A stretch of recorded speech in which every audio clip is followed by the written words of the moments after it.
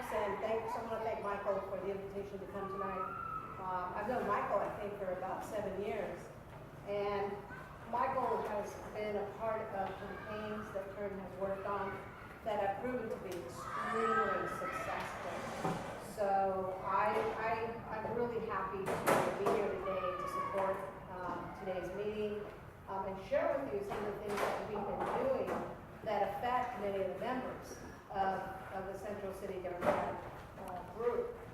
First of all, Turn is the utility reform network, and we work on a lot of issues that impact low-income communities as well as all ratepayers in California. And what we try to do is we try to make sure that rates are fair, that they're affordable, that the services are accessible, and that they're reliable, and people also have the ability to be able to make change by working on different campaigns and having a voice at the table. So one of the things that we did with Michael, who, when I first started working at Turn, both him and his brother were extremely active. And one of the issues that we worked on was around the California Lifeline Program. And so I brought some flyers here because you probably know a lot of people that are going to be eligible for the program. But we started a campaign almost 7 years ago to make sure that California had a really good Lifeline program. And we also wanted to expand it because as services were changing, more and more people were using cell phones. And so we wanted to make sure that the program that got developed in California had a plan that provided people with the number of minutes that they needed, that were free or affordable. And so we reached out to different groups. Central City as a collaborative played a huge role in shaping the program that we have today. And Michael spoke, his brother spoke, and a lot of other organizers from the Central City as a collaborative came out and spoke. And we ended up creating a really robust program that people are now able to enroll in and get at least 1,000 minutes of free, 1,000 free minutes for their cell phones. And so that's huge because the only thing that had existed before was a plan that was 250 minutes. But as you know, California always does things bigger and better. And so when we revised our program, we said, we went around California and we did a lot of work here in San Francisco. People came out to the CPUC and people asked for a plan where they didn't have to pay a deposit because companies were asking for a $50 deposit, which meant a lot of people couldn't sign up. They did not want they also wanted texting, they wanted free phones, and they also wanted the companies to be a little more receptive to the consumers, and they wanted the CPUC to also hear from them.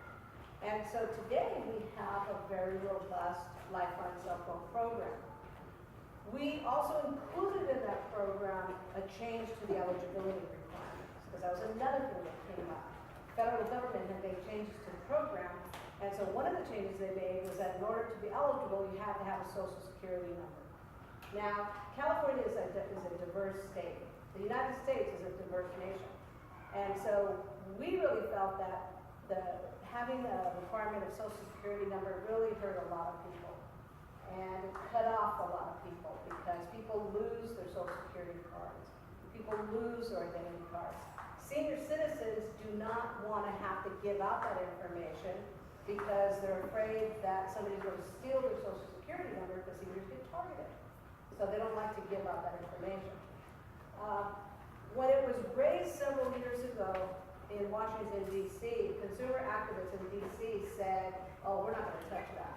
And I know that for a fact, because I was one of the people in D.C. that said, hey, we have to fight this requirement. This is going to hurt a lot of people. And consumer activists in D.C. said, we're not going to touch it. California responded and said, we are going to change that requirement because it hurts too many people. Well, in 2014, what happened was we won. We want to change to that requirement because of the activism.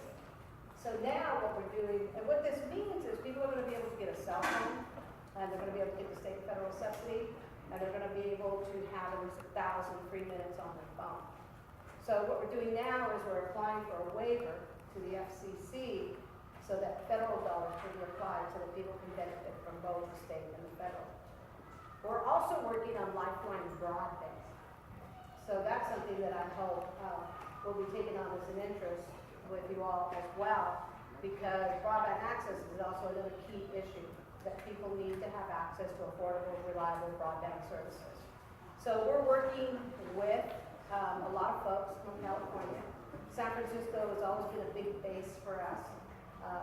A lot of the residents from the Central City SRO Collaborative, from a lot of the other, groups, a lot of the Mission Housing, other organizations and individuals have been working with us. And I believe that with that continued support from the groups that we worked with before, California will create a robust lifeline broadband program that will set the stage for the nation. Because that's what California is known for. We create change that other states look at, and we impact what the FCC decides to do. So, again, I want to thank Michael and other folks that probably belong to the Central City Democratic Club, who probably did participate, who I hope will participate in the future, because those are the things that Turn works on. We want to make sure that people not only have access to phone service, we also want to make sure that people have access to affordable electricity rates. And one of the things that was so interesting is that, and actually, I knew there was impact on renters. I knew there was impact on people that live in the hotels, but I wasn't real clear about what that impact was. And so, one of the residents from the SRO Community Collaborative came to the CPUC and spoke up and said, you know, that's going to impact us because if the electricity rates go up, my rent is going to go up. And I thought about it and I said, that is true. That is going to impact people that do not pay electricity bills now because the landlord is going to raise the rates. So that we've been having people come out and speak at the CPUC. There is another, right now we have a proceeding where the utility companies now want to charge everybody a $10 fixed fee just to be a customer. So if you want electricity, if you want service from PG&E, you're going to have to pay $10. If you're on care, you got to pay $5 just to be a customer. The other thing is we have a four-tiered rate structure. People that conserve, people that use less electricity pay a lower rate. People that use a lot of electricity pay a higher rate. Well, the CPUC has issued a decision that says we're going to charge that $10 fixed fee and $5 for people in care. Plus, we're going to change the system to a two-tiered rate so that the people who pay less are going to pay more, and the people that pay more are going to pay less. So when you add that together, what that means is people who pay less are going to subsidize people who pay more. 70% of PG&E customers pay less. It's only 30% that are energy hogs that pay more. So where's the fairness in that? The other thing is that people are going to be switched over to a time of use rate, which means that your electricity is going to cost more during the day. Without taking into consideration at all that there are people who are disabled that are at home, there are seniors who are at home, there's families who are at home, and the number of people, especially within low-income communities, who work at night and are home during the day. Everybody's going to be switched over to that time of use rate. And this is all, there's meetings occurring at the CPUC. There's a meeting on May 7th and a meeting on May 21st. And we really need to get the word out. We brought some flyers that I told we'll be able to share and get people to come out. We'll do a speakers training so that people can participate. So Turn also works on other issues. We work on water, we work on other environmental issues, and we organize throughout California. And if you would like more information, you can give Jasmine or I a call. We'd be happy to provide you with more information. So again, thank you for giving me this opportunity to be able to talk to you all today.